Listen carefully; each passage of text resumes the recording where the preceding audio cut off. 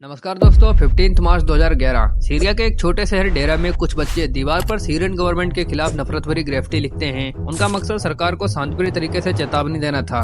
इस ग्रेफिटी में कुछ बच्चों ने लिखा था, अससाब यूरीद इस्कात अन निजाम, यानी लोग सरकार से इस्तीफा चाहते हैं। परंतु लोग ऐसा क्यों चाहते थे, इसका जिक्र मैं आगे करूंगा। ये ग्रेफिटी एक नारा बन के डेरा की गलियों में गूंजने लगा। पुलिस ने इन स्कूल के बच्चों को हिरासत में ले लिया। काफी दिनों तक जब उन बच्चों को पुलिस ने नहीं छोड़ा तो हजारों की तादाद में लोग शांतिप्रिय प्रदर्शन के लिए सड़कों पर उतर आए। उसके बाद 16 मार्च 2011 को जब सरकार के सिक्योरिटी फोर्सेस ने इन प्रदर्शन को दबाने की कोशिश की तो लोगों ने एक और प्रदर्शन का ऐलान किया। इस प्रदर्शन में लोग सरकार के तानाशाही शासन के खिलाफ आजादी के नारे लगाते हुए सड़कों पर उतरे। आर्मी और हम एक हैं के नारे लगा रहे लोगों पर सीरिया की सेना ने गोलियां चलाना शुरू कर दिया। शुरुआत में इस गोलीबारी में 2 या 3 लोगों की मौत हुई थी, लेकिन उसके बाद लोगों में आक्रोश बढ़ना शुरू हुआ। वो लगातार प्रदर्शन के लिए सड़कों पर उतरने लगे। अब बात केवल उन बच्चों की नहीं रही थी, बल्कि लोगों के हकों और उनके अधिकारों पर आ गई थी। धीरे धीरे यह प्रदर्शन डेरा से दमास्कस, होम्स, हाना, लताकिया, बनियाद से होते हुए 2012 में अप्पेलो शहर तक पहुंच गया। पर सरकार ने इस प्रदर्शन को नाकाम बनाने के लिए गोलियों की बौछार की। इस गोलियों की बौछार में कई लोग मारे गए और कई लोग घायल हुए। 2011 का ये टाइम सीरिया के इतिहास को बदलने वाला था, जिसके चलते सीरिया में एक सिविल वॉर स्टार्ट होती है। और ये वॉर सीरिया को अब तक कैसे इफेक्ट कर रही है और इससे अब तक कैसे लाखों घर बर्बाद हो गए हैं, जानेंगे अभी कुछ ही मिनटों में। आगे जाने से पहले हम लोग को सीरिया के बारे में कुछ और जान लेना चाहिए। सीरिया एक मिडिल ईस्टर्न देश है, जहाँ एक ही परिवार हाफिज अल असद, बशर अल असद के बाप ने 1970 में सत्ता में आकर कदम रखा और तब से ही सत्ता में बने रहे। 17 जुलाई 2000 को अपने पिता की अचानक मौत के बाद में बशर राष्ट्रपति बन गए।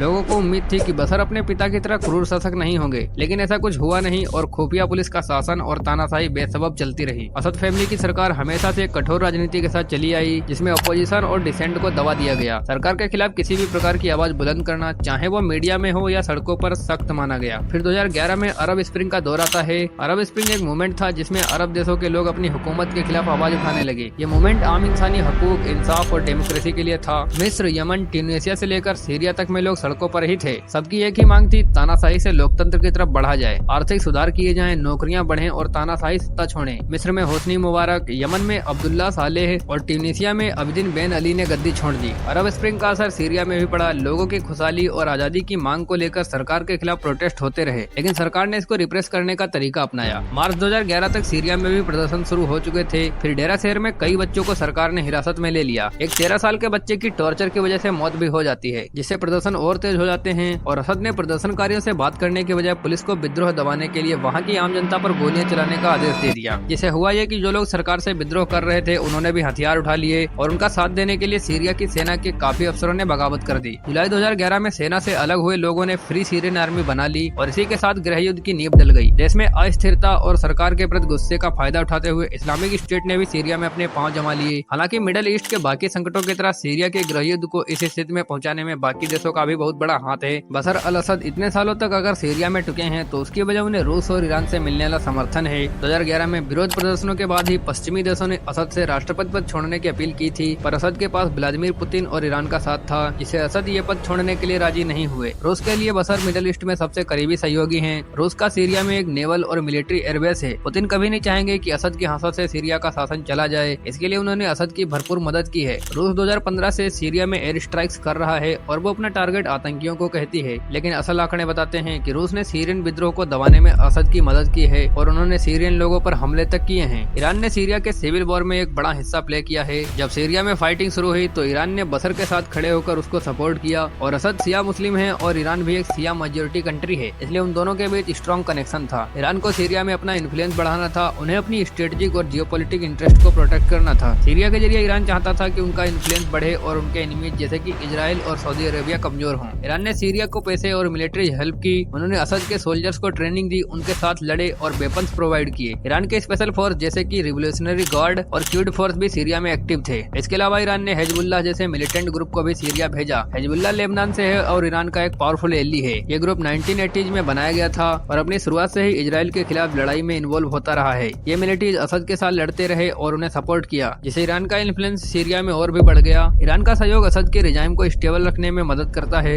लेकिन कुछ देशों ने इसकी निंदा भी की है क्योंकि असद के रिजाइम के कुछ सेक्शंस बहुत ही ब्रूटल थे। लेकिन ईरान का सपोर्ट अभी भी सीरिया के अंदर इम्पोर्टेंट है और इसका इम्पैक्ट रीजनल पॉलिटिक्स में महसूस होता है। ये तो थे जो सीरिया को शुरू से ही सपोर्ट कर रहे थे, जिसमें रसिया और ईरान शामिल थे, लेकिन कुछ कंट्रीज इसके अगेंस्ट भी थी, जिसमें टर्की ने सीरिया के सिविल वॉर में इम्पोर्टेंट रोल प्ले किया था। इनिशियली टर्की ने बशर अल असद के खिलाफ फाइटिंग करने वाले सीरियन अपोजिशन को सपोर्ट किया था, लेकिन बाद में उनका फोकस कुर्दिश मिलिट्रीज के ऊपर शिफ्ट हुआ। कुर्दिश मिलिट्रीज जैसे कि पीपल्स प्रोटेक्शन यूनिट और डेमोक्रेटिक यूनियन पार्टी सीरिया के नॉर्थ ईस्टर्न पार्ट में कंट्रोल कर रहे थे। इन मिलिट्रीज का एक गोल था एक ऑटोनोमस कुर्दिश रीजन स्टेबलाइज करना, यानी कि ये सीरिया के उस पार्ट में एक फ्री रीजन बनाना चाहते थे जो टर्की के लिए एक थ्रेट था, क्योंकि टर्की में भी कुर्दिश सेपरेटिस्ट मूवमेंट एक्टिव थे। इसी वजह से टर्की ने अपनी मिलिट्रीज को सीरिया के अंदर भेजा और कुर्दिश मिलिट्रीज के खिलाफ एक्शन लिया। उन्होंने मल्टीपल मिलिट्रीज ऑपरेशन लॉन्च किए, जैसे कि ऑपरेशन यूफ्रेट शील्ड और ऑपरेशन ओलिव ब्रांच, जिसके जरिए वो ISIS और कुर्दिश मिलिट्रीज के खिलाफ लड़े और उनके कंट्रोल्ड एरियाज को क्लींस किया। टर्की का कंसर्न था कुर्दिश मिलिट्रीज टर्की के अगेंस्ट अटैक प्लान कर रहे थे और उनकी स्ट्रेंथ और इन्फ्लुएंस बढ़ रही थी,